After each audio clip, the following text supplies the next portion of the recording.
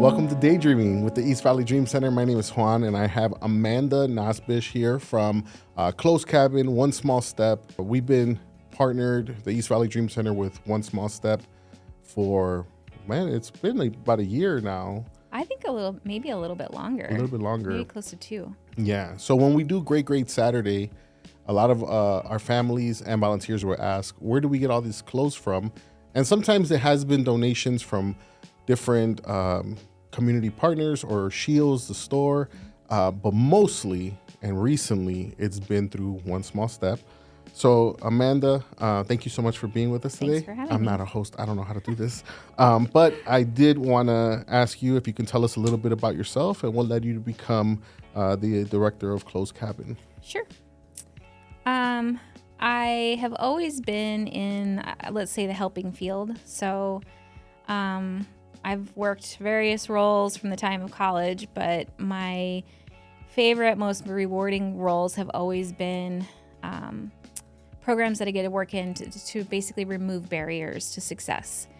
So prior to working with One Small Step, I worked in a school district and managed a variety of different prevention and intervention programs in the schools, including a resource center with food and clothing and all that. And, you know, to me, it's just the most fulfilling when you're able to provide a little bit of respite and relief to somebody in need, and usually in the most simple of ways, providing a little bit of resources. So I started with One Small Step in 2017, and pretty much their first executive director. They had a couple different iterations before me, but I think once it came around to my time, they were ready to actually start make it a real position. And it's been a great ride so far. It's a wonderful organization. I've absolutely loved my time with them, and the growth that we've seen, in particular the past 5 years, have been really great. But yeah, that's how I got with them. So from what I've read and how you've told me about like One Small Step and Closed Cabin, how it started with pretty much you all giving socks to the community, right? Yeah. And then now it's turned into this big old project and, huge undertaking you guys do. Can you share how that small act turned into the large mission you guys have? Yep. One step at a time, right? So one small step at a time. Our founder, Karen Shoemaker, and her partner, Kay Pratt, were doing work with their church, providing meals for migrant farm workers, like warm breakfasts, and their family members. And just sort of made a note one time she was out there that some of the kids were a little chilly in the morning, and she thought, they didn't have socks on their feet. They had the slides or something like that. Yeah. And she thought, next time I come out, I'm just going to bring some socks. And so she did, and she just saw the immediate comfort and joy and relief in mom's eyes and gratitude. And it was, to her, she was like, gosh, that was such a simple thing to just look around and ask for some socks from some friends and bring them out. And so it kind of snowballed from there, where they were really doing that more and more. Once the community found out that they were providing some socks, many programs out there were saying, socks are like one of our most requested items. Schools were saying it, homeless programs were saying it, and the clothing bank in Chandler was saying it too. So they started collecting more and more, and it was a group of friends, and they were collecting socks from everywhere. And they had people whose job was to mend socks and match socks and clean socks, and they worked really hard on this, project, and distributed quite a few pair of socks. I think it was around 36,000 before they found out that the clothing bank in Chandler was closing. And so that was one of the main places that they had provided socks. And once again, Karen just sort of asked herself, well, where will people go, to get clothing then when they need clothing? And her and her friends said, I think we should take the next step and actually open a clothing bank. So in 2009, they did become a formal 501c3 and had some different space here and there until the longest space was really at Ray and Alma School in Chandler. where they had some retail space there and opened Closed Cabin as a more like truly open to the public assistance program. And it's grown and grown. And by the time I was starting with them in 2017, every inch of that retail space was busting at the seams. We had nowhere to put anything ever. Even for volunteers to take a break for lunch, they had to clear off, tables and bins and chairs in order to sit down and eat with each other. So we knew that it was time to find bigger space, and we really wanted to have ownership of the space. We did serve, a pretty good sized homeless population. We didn't have technically public facilities in our old location there, but would often let people use the restroom in the back. And from that, we knew the difference, 15 minutes in the restroom with the sink would make in a person. We would see people come in and ask to use the restroom with their hygiene kit, be back there, freshen up, and just come out changed, with a smile and more, holding conversation and eye contact and, just more comfortable. And so we knew that we wanted to have space where we could have a shower. So we did a capital campaign. The board at the time worked really hard. We did not utilize any kind of consulting firm or anything like that. It was just a boots on the ground kind of effort, and fundraised, got a really great bridge loan from Dignity Health, and we bought the building in Gilbert at that you guys Cooper and Guadalupe, which did allow us to have our own laundry facility, lockers, mailboxes, and a shower for our homeless community, and expand Closed Cabin Clothing Bank as well. Yeah, it's like when you're telling me all this, and all I keep thinking about is like how in times of great need, like people step up, but also it highlights things that sometimes we take for granted. Something as simple as socks. Yeah. I remember during it's been now 5 years. They just said it was 5 years that the whole COVID thing just happened. Yeah. And I remember during COVID, and I don't know if you can remember, but I went to Target the day that Tom Hanks he had COVID, and everybody was like, oh my God, Tom Hanks has COVID. And I went, and I was like, man, this is going to be a big thing. And I couldn't get toilet paper. Oh yeah. And I was like, and I remember telling the person at Target, like, is this a PlayStation? I'm looking for toilet paper. And they're like, it's all gone. And they're like, this can't be real. Yeah. And I'm like, this is something that we've taken for granted, right? Mm-hmm. That we would overstock in our house and just not even think about. And now it's the one thing that I remember when we started as the Dream Center, that was our big call out to social media was, if you have toilet paper, we would love for you to drop it off at this place at this time, because we're going to go into the low-income sites in Chandler and just hand them out. And you all, I'm thinking somebody's job was to sort socks and to make sure that they matched. And now you guys have this amazing boutique. I've gone in there, and I remember I told some of the team back at the Dream Center, it looks like a legitimate, it is a legitimate clothing store, but people can just come and get clothes. It's not sometimes in this field, people are very drawn to oh, well, it's free, so the quality is not there sometimes. It's just we're serving hundreds of people, so we don't have to fold clothes, just come and get whatever. But you all pay attention to detail, and it looks very nice. And I love working with people that think about the same things we do when it comes to we want to give people dignity and respect. Like when you said the bathroom situation, even for Great Saturday, when people are like, should we just give out pre-made bags to our families? And my whole opinion on that is, well, I like to give people back their agency. You can come and shop your own groceries, and it's absolutely free, but I don't want you to feel like you're coming to this poor event where you can just come and get poor people things. No, you're coming to get groceries, get clothes, and it's going to be nicely folded, and it's going to be taken care of. And so I really love that you guys pay attention to detail when it comes to that.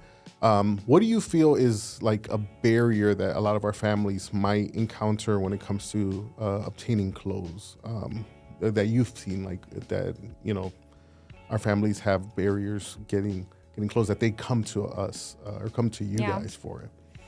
Well, first of all, thank you for the compliment.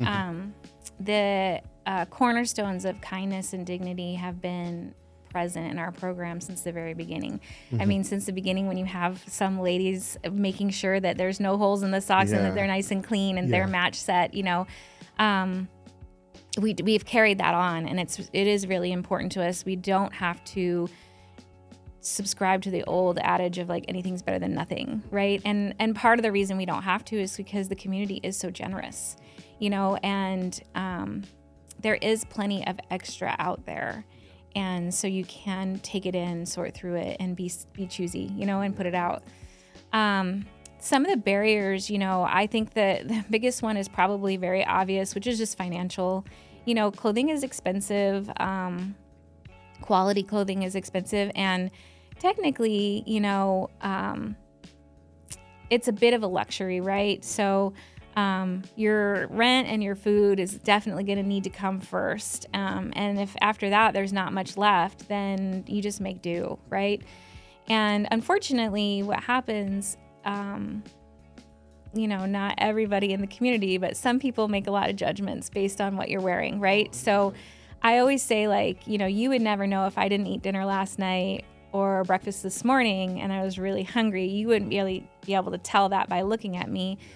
But if I didn't have a working washer dryer and my clothes were thread-borne and stained, like, you can make a judgment about me and my financial status.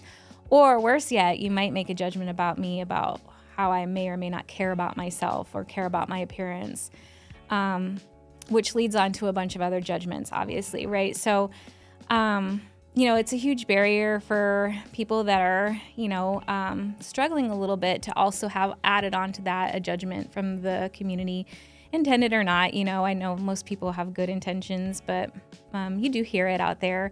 And, I always say it's no mystery that when you look good, you feel good, kind of a thing. And I always use the example of like big corporations know this science too, right? Like that's why branding is so important, right? So Starbucks spends so much money on their branding because they know that it creates a sense of belonging, it creates a loyalty, it creates a persona, you know what I mean? And colleges and universities, same thing. Like they put a lot of energy into that because they want a high sense of belonging, because they want a high performing students, right? So some people will say, clothing is not that important, but I do think it is important. It's important because, it does affect how people interact with you, and for your sense of self-worth, and sense of belonging in that community too. When you look like your peers in 5th grade, then you're able to focus more on the stuff in front of you and less about how you look different or feel different than your friends. So. No, yeah, I mean, so I'm originally from Chicago, and in Chicago, that's a big deal. Even to this day, when I come back from Chicago, I tell my friends here, the friends that I see in Chicago, the first things that they do is when we say hi to each other is like they look down. What shoes are you wearing? And it's like a subconscious thing because we've grown up with this mindset, and we always talk about in the Dream Center how poverty is not just financial, it's a mindset, it's a heart set. I always go back to the story of we were passing out bags in the community, and one of our volunteers got upset because he saw a Lexus inside of our low income site, and they're like, see, this is why people don't want to help these people. But one of our co-founders had to talk to him and say, hey, this is the way this person feels like they belong. Like they feel like they have to keep up with the Joneses, And if you always see those like comparisons online, like Mark Zuckerberg or billionaires, they don't wear these like flashy clothes, but we do, like the poor people do, because that's the only way that we feel like we belong. So yes, like clothing could be a luxury, or to some people might just be like an afterthought. Right. But for people that don't get it, it's a place of privilege to say like that it's, extra or not important. It's right. Like, yes, because maybe you haven't walked around in ill-fitting, stained, worn clothing. Yeah, no, and if you go to like any of the, like I was a dean of a school in the south side of Chicago, and some of these kids, I've mentioned in the past, there's one of my students that didn't even have windows in his apartment, but during tax time, all those kids had Jordans, right? Because it was more important to them that like I'm gonna come to school and somebody's gonna make fun of my shoes because they're talking, because they were, they got holes in them, and I'd rather spend the money on that and avoid the embarrassment than to think about like, hey, maybe I should save money, or I'm a single parent, I should save this money so that we can move on. And like, no, I'm gonna buy my kids the most expensive clothes. Right. But I love that you're right. One thing that does differentiate like Chicago that I've seen and Chandler is when we've done events, our families are very much, they're very like respectful, and they don't just come and grab like, oh, this is free stuff, let's just take it. There's been families that don't show up on purpose to some events because they're like, oh no, you guys are doing an event for pregnant mothers. Why am I gonna go to that? Mm-hmm. Like just to get free maternity clothes? And I'm like, it's so awesome that our families kind of work with each other and they're very respectful of the work that we do. And so, I echo that, our families, they're very respectful. They, but for the people that don't see what we see, we could take it as like, oh, well, clothing is just like an afterthought, but man, to them, it might be like the biggest thing. Are you original? Did you start out in social work? I don't know where I started from. No, I always, we always talk about how we've lived different lives. So I worked in banks when I was a teenager up until like my adult years. Then I worked at a residential in Chicago called UCAN, and they took on kids that were wards of the state. And so I was just a behavioral health tech there. And then from there, I just wanted to work with kids. At the time, I was really involved in church and I was a youth pastor. And I was like, hey, I just want to work with youth, in any capacity. So I interviewed at a school to be a security officer. Mm-hmm. And 2 days later, that same principal that interviewed me called me and they were like, we need you to come back. And I'm like, oh man, I'm gonna get fired before I even get hired. And she said, I just want you to be my dean. And I'm like, I don't even have a college degree. And she's like, it doesn't matter. Like, I can see that you have a passion and you're very stern about your standards.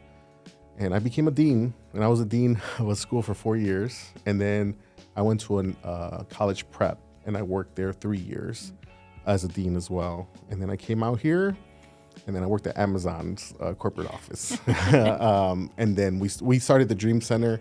So no, I mean, I feel like I've been like kind of everywhere. Yeah. Where are you originally from? I come from social work. So when you told the Lexus story, it just reminds me that it's kind of like a green social worker would make that judgment, right? Like the thing is you have no idea the story behind that car. Exactly. You have no idea. And it can be any number of things. So it might not even be their car, So it's, that fast learning curve for early social workers to learn, like, you don't always know the whole story, kind of anybody really, put your foot in your mouth, you learn really quick. Yeah. We had a client, a family that was coming to the school district in big Escalade coming for a food box. And I had some volunteers making similar comments. And I said, well, hold on a second. First of all, if you have all you need and a great Escalade, like what is the food box going to do here? Does that make sense? This is a good place to just a question, like what else could be happening here? And then we don't know that it's her vehicle. We don't know anything. But later I did find out, because she had been coming several times. Had a great house, great life for so long, until one day she came home and there was a padlock on the door. Mm-hmm. Her husband had run up huge gambling debts, and the house was in foreclosure, and she had no idea. And he also took off and went out of the country and just left her with 3 kids. The only thing she had was the car. And she had no choice. Because she hadn't been holding a job since she had kids. What's the right decision in that moment? Sell the Escalade and then buy something cheaper that reflects the situation. Right, exactly. I mean, it's just there are so many things. And we're just so quick to place judgment on somebody and just oh, well, they don't, even, you're right. When I first moved to Arizona, so I never knew. I mean, I was super ignorant about these things. I didn't know about like reservations until I moved out here. And there was a family that one of my friends met, that the kids, there were 6 kids in one home on the reservation, and they were doing their homework on the ground outside. And he was heartbroken. And he was like, man, let's do something again. This is before the Dream Center restarted. We just went on social media and started asking people for help. We ended up doing like a home makeover. But at the same time, so many people blew us up individually. Like, they're on the reservation. They get, assistance. They're just probably not responsible with their money. And it's like, that's not our job. There's 6 kids here sleeping on one bed. And I mean, the amount of support, and so many people came out. So let me dig into your finances. You know right, what I mean? Exactly. Like, what do you do? Let me take a fine-tooth comb and let me just make some judgments. Exactly. And I mean, and the thing is, at the end of the day, those kids ended up getting bunk beds, and then they were doing their homework on a table. Yeah.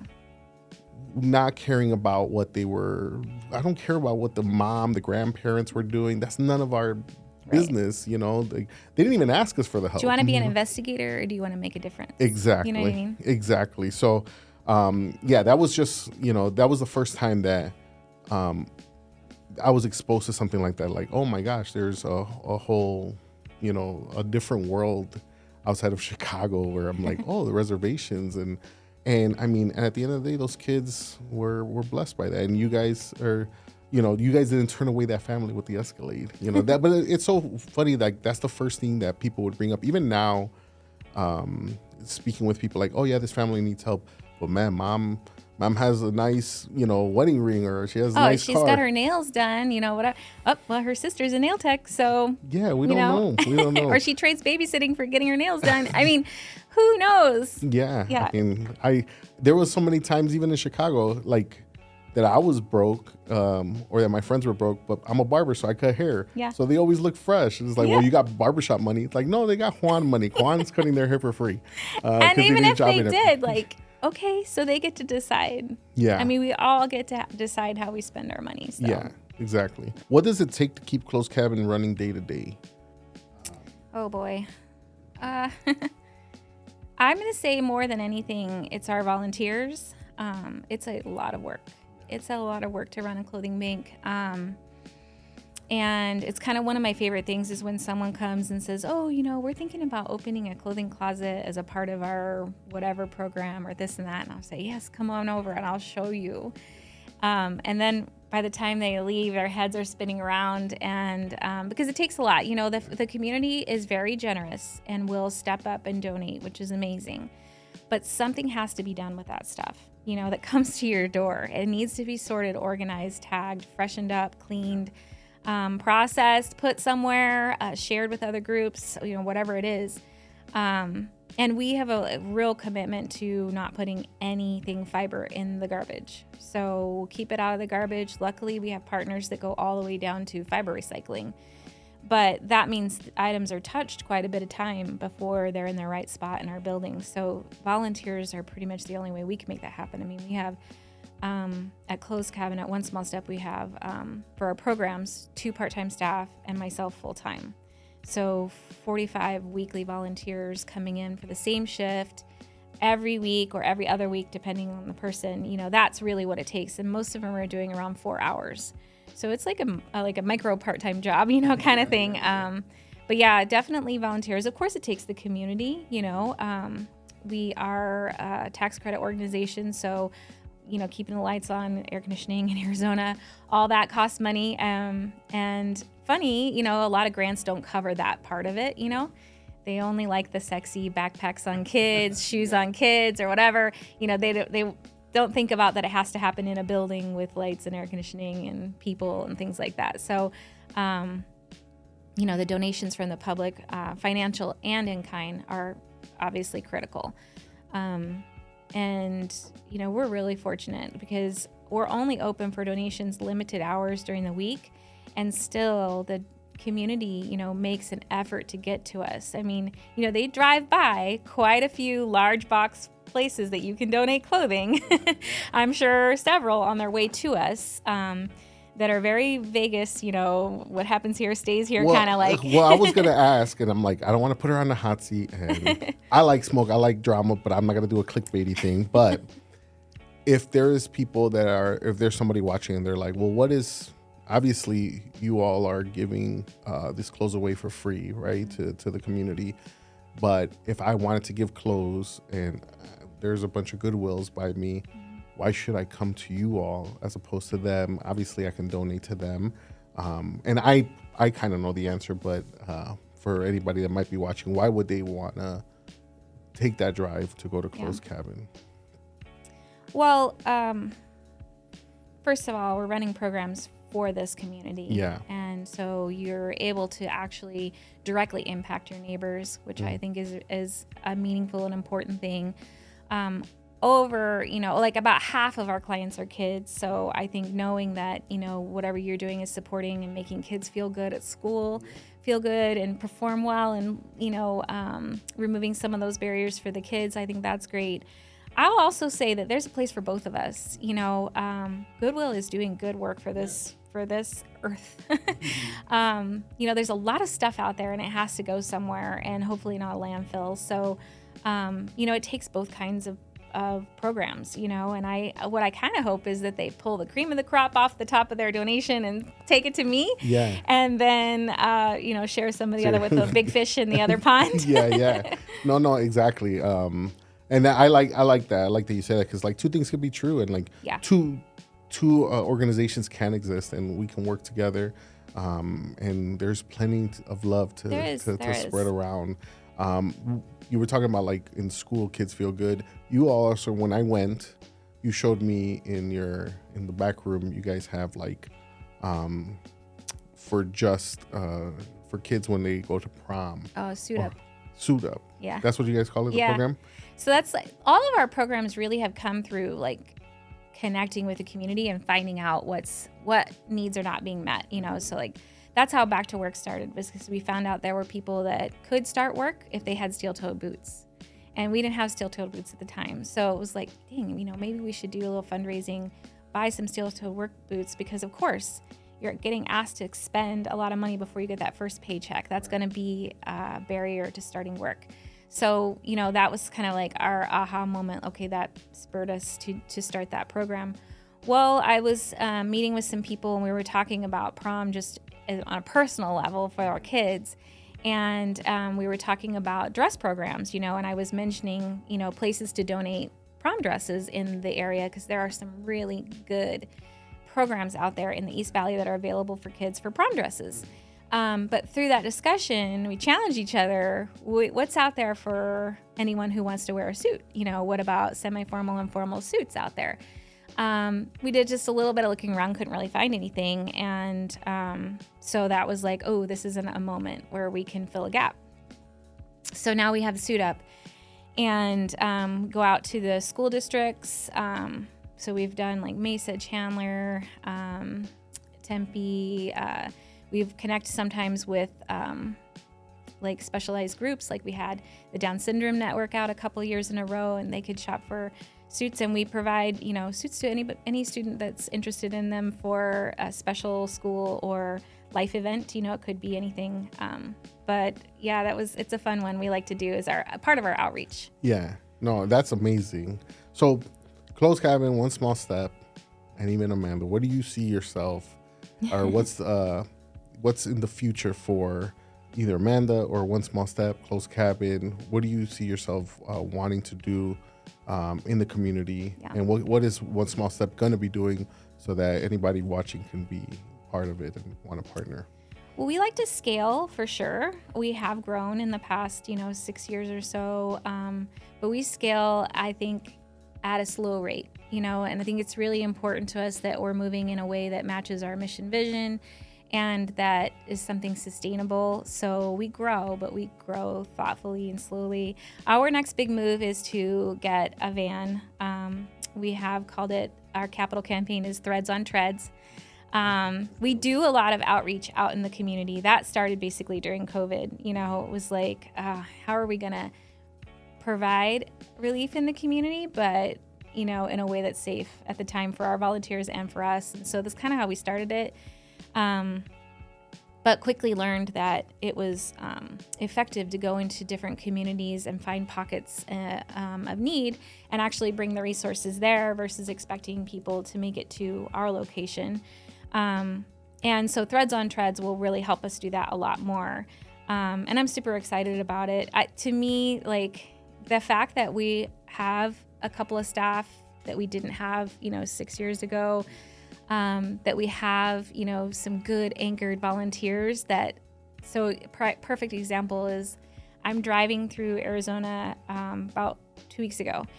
I drive through this small little town about 20 minutes outside of Phoenix, and I see tons of need, like just tons of need. And in particular, 2 people walking near the road that I was driving on that had no bottoms to their shoes. And like, the way I wish I had shoes in my trunk at that very moment, but I just thought, okay, when I get back to work, I'm just going to call like the government agency out here and just see like what partnership opportunities might be available. And I called and they were like, yeah, that would be, I said, first of all, is this something, us bringing resources to your community, would that be of use to you? Is it something that you think your community would like?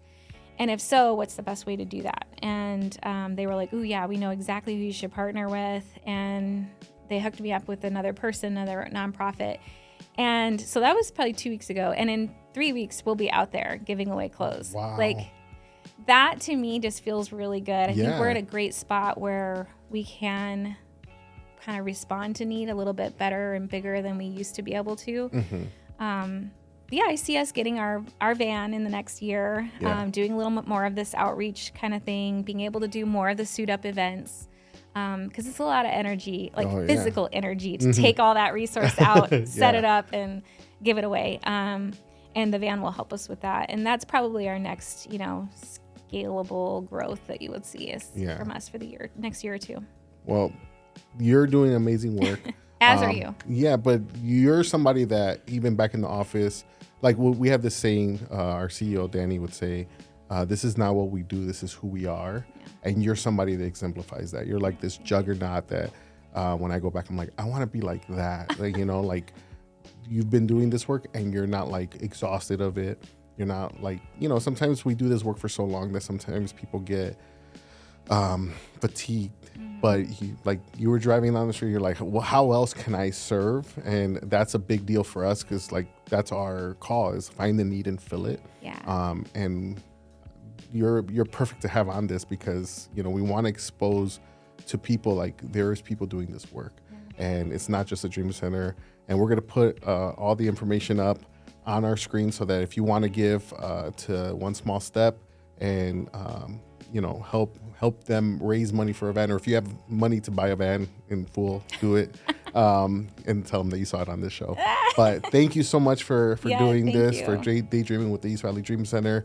Look up One Small Step online if you want to volunteer and be part of what we do at the East Valley Dream Center. Great Saturday. Or if you just want to volunteer at Closed Cabin, One Small Step. Thank you again. Yeah, thank you, Juan. Appreciate it so much.